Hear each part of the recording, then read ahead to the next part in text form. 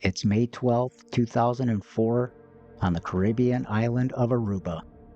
14-year-old Max Devries wades out to a rented wave runner with a man his family has met at the resort on vacation. The horizon is postcard bright. A mother and a sister wave from shore. 45 minutes was the rental. An hour passes. Only one of the riders comes back. Authorities will mark the file lost at sea. The family will hear something else in the pauses. In part 1, we'll stay on the shoreline. Who was Max? How the friendship was formed? What the water was doing that week? And the account given by the man who returned without him. This is the Midnight Mystery Archive, and this is part 1 of the case of Max Devries.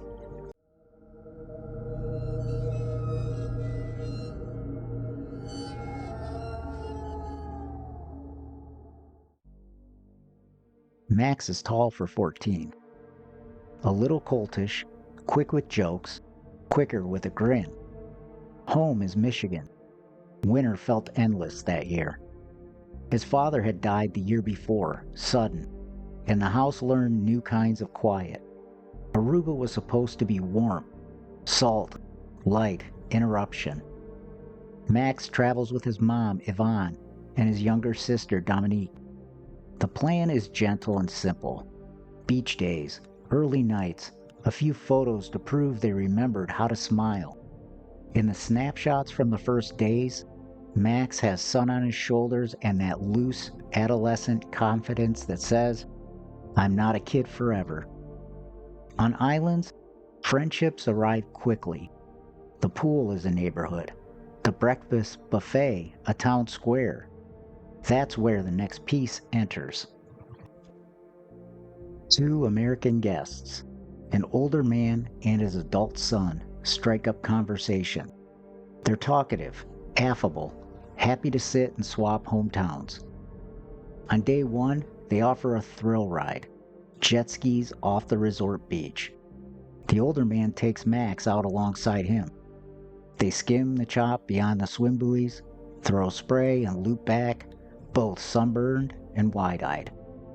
Day 2, the offer comes again. This time the older man is insistent. "Let him go, I'll pay for it, no trouble." Yvonne feels a catch in her chest. She calls it a red pen moment later, the kind of ask that's just a shade too eager. Max, of course, at 14 is pleading, and she gives in and says yes. Two craft nose out past the swimming line. One carries Max, the other carries the man who invited him. Aruba looks late calm from a towel. Out past the bathers, it's its own weather. Wind piles chop at the reef, sideways sets shove you off a line, troughs arrive like a skipped heartbeat. Rental operators warn everyone the same way. Stay inside the markers. Don't stop dead in a trough. Don't treat a wave runner like a dock. That afternoon, the water is playable but not soft. Enough breeze to make balance a conversation. Enough cross push that two riders can drift apart if they're not disciplined. This is where the stories diverge. The man comes back without Max. Depending on which retelling you're reading, resort staff or police locate him first. He gives versions of a single story. 1. The wave runner stalled. 2. He struggled to keep contact with his machine. 3. A wave separated them. And 4. He saw Max drift away and couldn't reach him. He has visible scratches on his neck and abrasions he says came from scrambling back aboard. He reports no collision. He describes no struck-by incident. He points seaward and says, "The current took him." Staff immediately trigger a search. Boats sweep a grid. Shoreline teams work the wrack line. Later, a helicopter flies low. In a sea that usually returns something, foam from a vest, a lanyard, a fluorescent rental tag, nothing returns. The man's account is, at its core, the same each time. Its details, how far out, how fast the drift, change with the sea state he describes. The family will hold on to that wobble for 20 years. Within the first hour, rescue craft are on the water. The surf line is combed. Radios click through a search grid. The survival window in warm Caribbean water is measured in hours, but experience says drift gives you something back. Lightweight gear, foam, a strap. This time, the sea is mute. The hotel is canvassed. Staff are interviewed. The 2 American guests who befriended the family are questioned separately. One had been out on the water with Max. The other, according to later accounts, was not reachable at first, then returned to the beach as the search boat came in. The family notices sequence and posture. Who is present, who is not, who brings information, who waits to be asked. By day 2, the official posture hardens to accident, lost at sea. The paperwork will not change. The family's questions won't either. Max's mom, Yvonne, keeps a notebook. She writes what any parent would write after a disappearance on water, and what investigators often do without being asked. Photograph and measure the scratches and abrasions. Collect clothing from the man for possible transfer or trace. Take a comprehensive recorded statement. Lock in the timeline. Verify maintenance logs for the rental craft. Fuel, stall codes, any service bulletins. If possible, pull basic ECU data, RPM history, engine hours, so the account can be tested against machine behavior. Fix the search box with contemporaneous wind current data so any future drift modeling starts accurate. Some of those steps happen, and others don't. Over the years, she will repeat the requests and mark each no or not available in ink. Her notebook becomes her Bible. She also asks about the scratches. What exactly produced them? If you're thrown, you scrape shins and forearms. If you're grappling with a PWC and chop, you can rake neck and chest on hardware. Either way, documentation matters. In a file like this, absent a body or debris, small things do the heavy lifting. Maritime accidents have habits. Weak swimmers shed sandals near the lip. Strong swimmers angle toward sound. 2 machines that stall tend not to separate beyond voice range unless the operators panic or currents shear strong.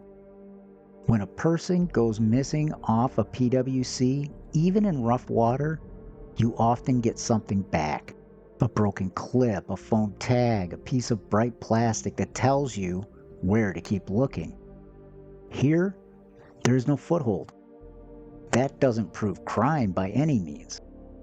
It proves that the environment and the account never fit together so tightly that everyone could exhale. Families in water cases learn a cruel math. You can be 95% sure and still be wrong. You can be 60% sure and never move the needle again. What keeps this case alive is the lack of residue, in a sense, documented in interviews and news pieces, that the social dynamics around the trip raised alarms before the accident was alleged. 20 years turned the toolbox over. Then, it was notebooks and interviews, a shoreline grid, search vessels, and whatever the rental operator could tell you about maintenance. Now, wind and current reconstruction. Tools exist to pull historical reanalysis for that afternoon. Things like direction and speed and 5-minute slices. To rebuild a drift model and see whether the reported separation aligns with physics. AIS and traffic overlay. Chart vessel tracks outside the resort to learn whether any boat could have crossed the search box at the right time. This is important both for rescue windows and for collision hypotheses. Bathymetry and side scan. If a search area can be bounded, light side scan sonar can check for heavy debris, not for remains at this distance in time, but for proof of collision or lost gear. PWC data. If any rental logs survive, fuel sheets, service cards, pair them with the manufacturer's historical service bulletins for stall mode behavior. If an ECU or hour meter module exists in storage, attempt to read it. Statement analysis. Procedurally, not pop site. Lock the earliest recorded version of the man's account to a precise time. Then test it against tide turn, wind shift, and sun angle to see what he could actually see when he says he saw it. Witness re-interviews. Anyone still living who worked the beach that day, from rental staff, lifeguards, security, can be walked back through the environment. The goal isn't confession, it's geometry. What do they remember? None of that brings a boy home. It turns maybe into yes, no. And that's the only lever left when the ocean keeps its secrets. On brochures, Aruba insists on the word paradise. Max's family knows that paradise has rip currents and that people tell stories the sea cannot back up. A boy walks a machine into the water, and a mother begins a ledger of events that never ends. In part 2, we'll step into the pressure points, the social dynamics at the resort, the scratches and timing, how lost at sea is decided, and what evidence would actually shift this file. This has been the Midnight Mystery Archive in part 1 of the case of Max Devries. A reminder, find us wherever you get your podcasts. As well, find us on TikTok, where we deep dive even further some of the cases we discuss here on the podcast and other true crime mysteries. Until next time.